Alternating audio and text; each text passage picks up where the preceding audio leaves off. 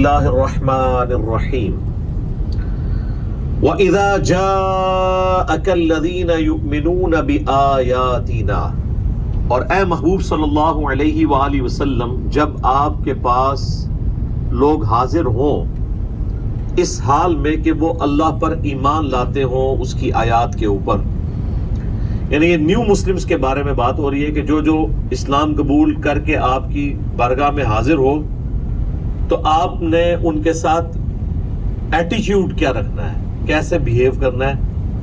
وہ جو انگلش میں کہا جاتا ہے نا، first impression is the last impression, پہلا آپ کا امپریشن ان پہ کیا جانا چاہیے۔ ظاہر قبیلے مسلمان ہوتے تھے، قبیلوں کے سردار مسلمان ہوتے تھے، پورے قبیلوں کے سمیت نبی علیہ السلام کے پاس حاضر ہوتے تھے، تو آپ نے پہلا جیسچر کیا دینا ہے؟ فَقُلْ سَلَامٌ عَلَيْكُمْ، سب سے پہلے تو آپ نے ان کو کہنا ہے سلام ہو آپ پر، یعنی آپ نے اسلام قبول کر کے سلامتی کا راستہ اختیار کر لیا، یعنی اللہ کے نبی کو کہا جا رہا ہے آپ نے خود ان کو سلام کرنا ہے۔ كَتَبَ رَبُّكُمْ عَلَى نَفْسِهِ الرَّحْمَةِ، اور ساتھ ہی خوشخبری ان کو سنا دیں کہ تمہارے رب نے یہ طے کر دیا ہے، اپنے اوپر خود لازم کر لیا ہے کہ وہ ہر حال میں رحم کرے گا، یعنی اللہ تعالیٰ کا تعارف آپ نے یہ کروانا ہے کہ تم پر اللہ کی سلامتی ہو اور اللہ تعالیٰ رحم فرمانے والا ہے۔ یعنی اگر کسی کے دماغ میں یہ بات ہے نا کہ ہم نے زمانہ جاہلیت میں اتنی اپنے رب کی نافرمانیاں کی ہیں تو ہماری بخشش کی کوئی راہ نکل سکتی ہے، تو آپ جاتے ہی ان کو اچھا جیسچر دیں کہ تم پر سلامتی ہو، یعنی اللہ کے نبی کی دعا ان کو مل گئی۔ دوسرا، تمہارے رب نے اپنے اوپر لازم کر لیا ہے کہ وہ رحم ہی کرے گا، یہ اللہ نے اپنے اوپر خود واجب کیا ہے۔ اللہ پہ کوئی چیز واجب نہیں کوئی کر سکتا، لیکن اللہ نے خود اپنے اوپر یہ چیز واجب کی ہے۔ اسی کانٹیکسٹ میں وہ حدیث ہے بخاری اور مسلم دونوں میں کہ اللہ تعالیٰ نے مخلوقات کی پیدائش سے پہلے اپنے پاس عرش پہ یہ عبارت لکھ لی تھی کہ میری رحمت میرے غضب پر سبقت لے جائے گی، یعنی اللہ تعالیٰ کی رحمت اس کے غضب کے اوپر بھاری ہے۔ لیکن یہ اتنا آسان معاملہ نہیں ہے، اس کے ساتھ ہی ایک بات آ رہی ہے اسی آیت کے اندر کہ تمہارے رب نے یہ طے کر لیا ہے کہ وہ رحمت کی روش اختیار کرے گا، کس کے لیے؟ یہ پاکستانی رحمت نہیں ہے۔ انہو من عمل منکم سوءا بجہالہ، کہ جو کوئی جہالیت میں، اگنورنس میں کوئی گناہ کر بیٹھے، ثم تاب من بعدہ، اس کے بعد پھر وہ توبہ کر لے۔ پاکستان میں تو بس اتنا ہی ہے، لیکن قرآن میں ہے وَأَصْلَحَ، اور پھر اپنی اصلاح بھی کر لے۔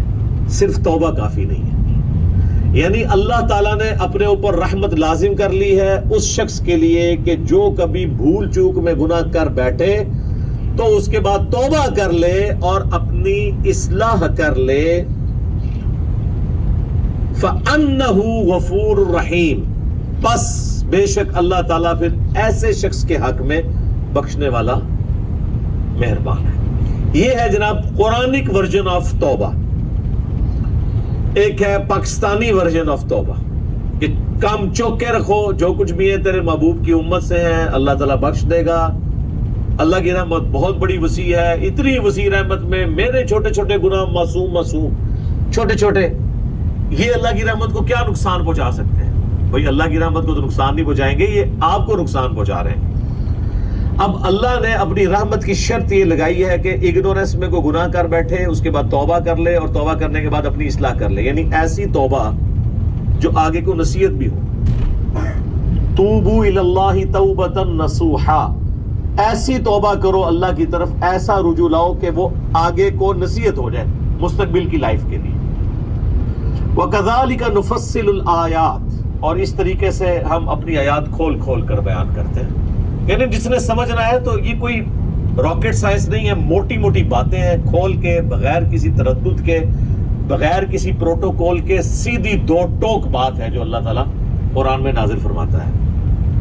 وَلِتَسْتَبِينَ سَبِيلُ الْمُجْرِمِينَ، تاکہ ظاہر ہو جائے گناہگاروں کا، مجرمین کا راستہ۔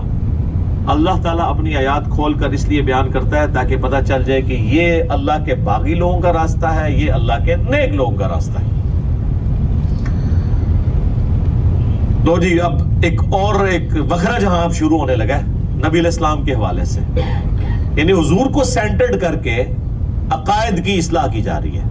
اب یہ سنتے جائیں جو عقیدے، تو پھر اینڈ پہ آپ کہنے پہ مجبور ہو جائیں گے کہ بابت شاہی کوئی نہیں.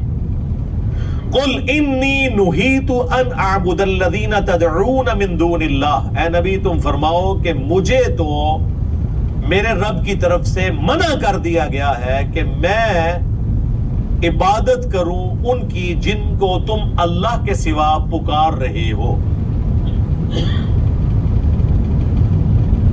پکارنے کا لفظ ہے، لیکن یہاں ترجمہ کر دیتے ہیں عبادت کر رہے ہو، تاکہ کسی کے دماغ میں نہ آئے یار نماز تو ہم واقعی اللہ کی پڑھتے ہیں، لیکن دعا کرنا بھی عبادت ہے.